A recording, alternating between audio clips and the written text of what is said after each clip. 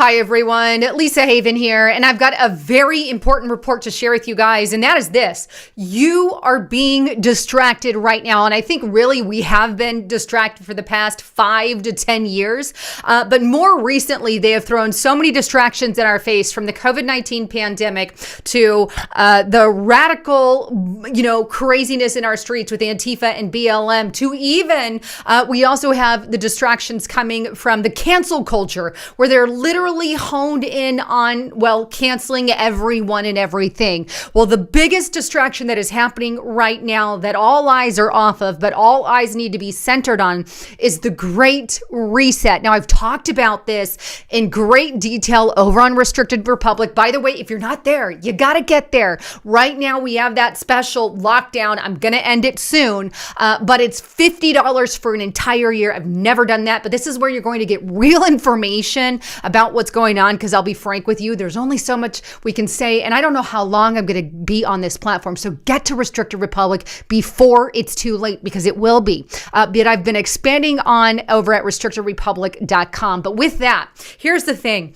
All these distractions are in place from the Great Reset. Now, here's what the Great Reset claims to be all about. And I'm just going to kind of summarize this. You guys can look it up. But they're claiming that instead of the normal capitalism, which we have here in the United States of America, they're calling it, there's a radical transformation of all the world, if you will, into what they're calling stakeholder capitalism. And by their own terms and definition, what is stakeholder capitalism? Well, in my world, it's more akin to socialism. But here's their basic brief definition: is the governments of the world, all your big CEOs, your big bankers, and the people all work together in this sort of system. The little twist here, right? And the difference between what's going on with our capitalism is we, the people, don't really have a say. It's just our government elected officials who have the say for the people. And we, the people, don't really have a full voice. It's just through those that we elect in conjunction with your big mega corporations and your 1% at the very top, your uber rich people. Now, this is not akin to the capitalism that we have here in the United States of America. It's more tyrannical in the fact that you have a little cabal, if you will, making and calling the shots. And if we, the people, don't like it, well, we don't have a say, because our elected officials get to pick every and everything, no matter what. We don't have a voice. Right now, we can remove people. We can, we can get them recalled. We can file a petition against them and all kinds of stuff. We still have at least somewhat of a voice here in the United States of America. But the reason that I want to bring this up is because if this Great Reset happens the way that they intended to, we're screwed. And here's the bottom line, and really hear me out, is they're wanting to put a score of some sort on the people through this Great Reset program. Right now, I've got some articles that I want to show you, but the reason that this is important is because they can start using the big bankers that they're teaming up with to do certain things that they want, like be more, only give loans to certain climate-friendly people. Well, this is coming in the form of what is called an ESG score, if you will. And let me take you to an article by Glenn Beck that kind of wrote about this. And here it is, glennbeck.com. Great Reset's ESG credit scores could affect every aspect of your life. Now, the article says that Glenn explains in this video, and I've watched the whole thing, and what I'm going to kind of do is kind of summarize some of it, but I encourage you, watch it yourself. But the Great Reset may soon influence every financial aspect of your life, from your car loans to your business loans to your mortgages and more. It's all thanks to the partnership between America's biggest banks and the federal government, that is the Great Reset, and the global groups like the World Economic Forum, and it's already begun. It's already here, folks. The Heartland Institute, Justin Hackins, describes how Merrill Lynch now assigns an ESG credit score for customers. It may not affect you yet, but soon, right? A low credit score based on things like products that you buy or how much electricity that you use could significantly impact your life. This is what I have been warning of. Now, in case you don't know what an ESG credit score is or ESG, basically, let's go here. I'm on va.com. What is an ESG score? An organization's ESG score is simply put a numerical measure of how it's perceived to be performing on a wide range of environmental, social, and governance. These can either be material to the company or important to its stakeholders for non-financial but equally compelling reason. An ESG score is a way for organizations internally and also for the wider corporate ecosystem to assess and understand the ESG performance. Basically, is how does the company perform based off environmental Agenda 21 policies, right? Social justice warriors and government, right? So it's the completely, how shall I say, left-leaning ESG score of the company. Do they use the right kind of electricity? Is it more solar and wind power? Are they driving a lot of vehicles? How much carbon are they putting in there? All that stuff. All the massive Agenda 2030 policies put into this little number. Well, here's what Glenn Beck was trying to expose in this video here, and I'll leave it in the description box below.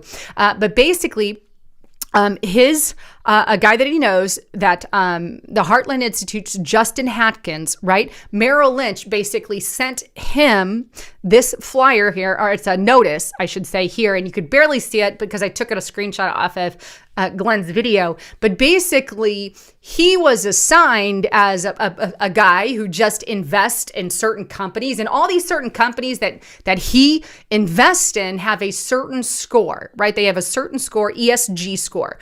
Well, now, and he can make his decisions based off of being an investor if he wants that company, regardless of the ESG score, right? But anyway, he now has been assigned an ESG score based off of who he chooses to invest in. That's terrifying. That's literally terrifying. If you're now assigned this score, this environmental, social justice, if you will, and government score based off of who you invest in, right? This is akin to the kind of stuff that we see happening in China, where they literally social score their people. And let me take you to this article just as a quick reminder. I know you guys might already be aware of this, but futurism.com, China's social credit score will rate how valuable you are as a human being. What people can and can't do will depend on how high their citizen score is. And things that can make your score go down in China are jaywalking across the street, speaking negatively against the government, spreading fake news about the Communist Party. Get my drift? Not paying taxes on time, or fill in the blank. And privileges that get taken away include you can't go to certain schools or colleges, you can't get on a plane, you can't travel on the rail system there, or you can't have certain women on a dating app. No joke. This is happening right now in China. And now we literally have something kind of happening under the radar while everybody is distracted with this ESG score, right?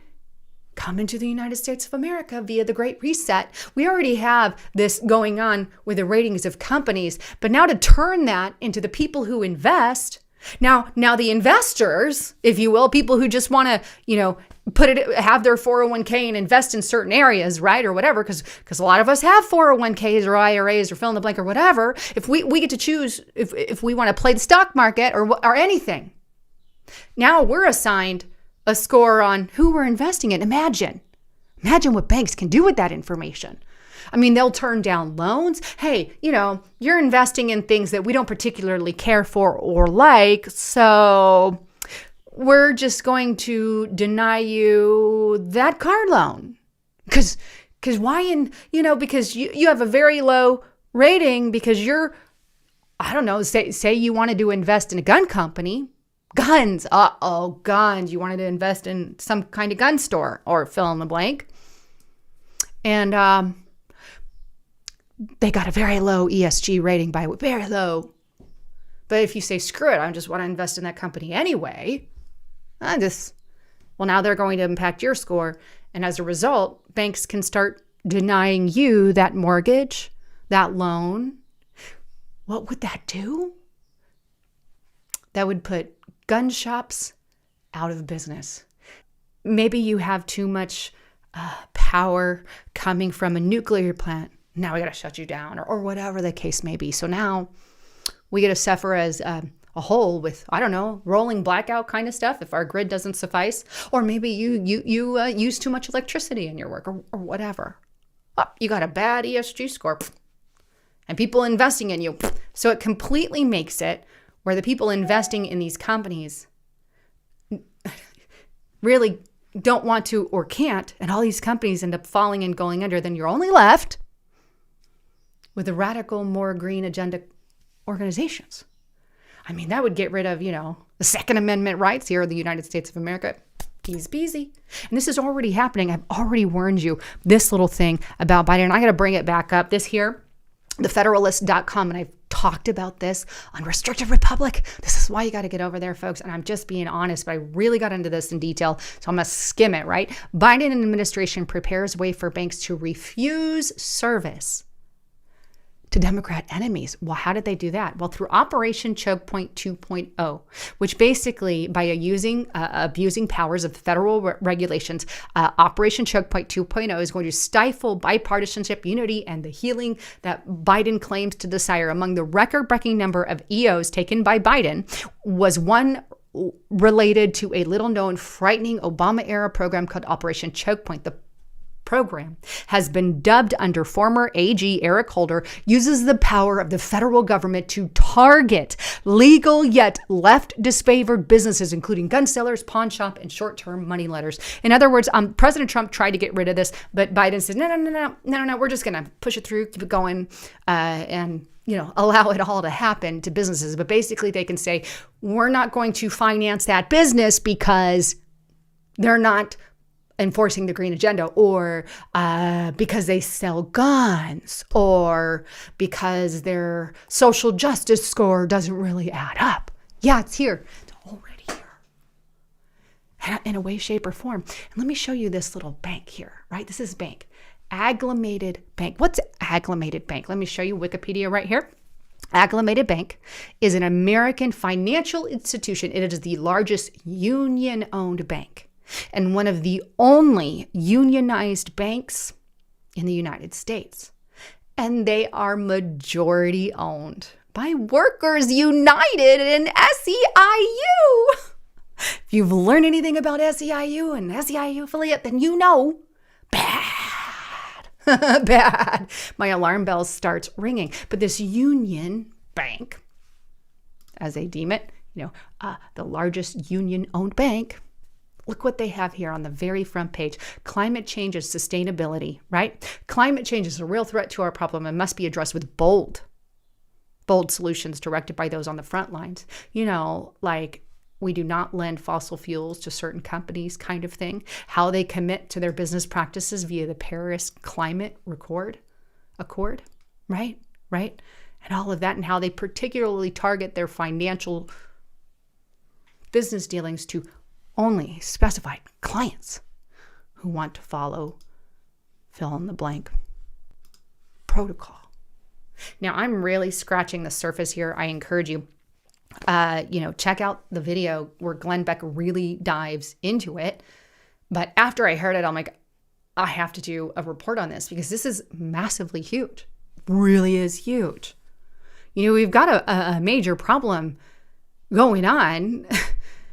And this is akin to, how are they going to enforce sustainable goals and Paris Climate Accord agenda that Biden got us back into? Well, how about that pretty little social ESG score, right?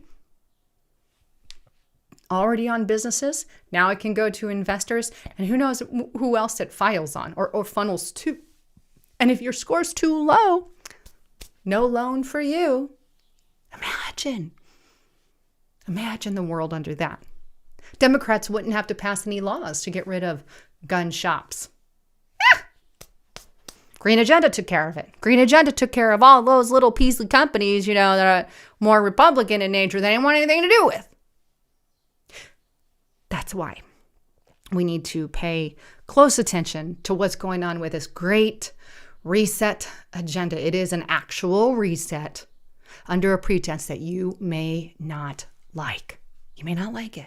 Anyhow, please don't forget to subscribe to the channel and get on over to Restricted Republic. I really can't encourage that enough. And like I said, we're not going to be here forever. I don't know how long before all this stuff kicks in, before they are able to start censoring information. And if you're not on these alternative platforms, you're truly going to miss out. So make sure you sign up for restrictiverepublic.com, limited time only. I'm giving $29 off the entire year. Use the code LOCKDOWN. Anyhow, I love all of you. Thanks again for tuning in. I'm Lisa Haven, signing out.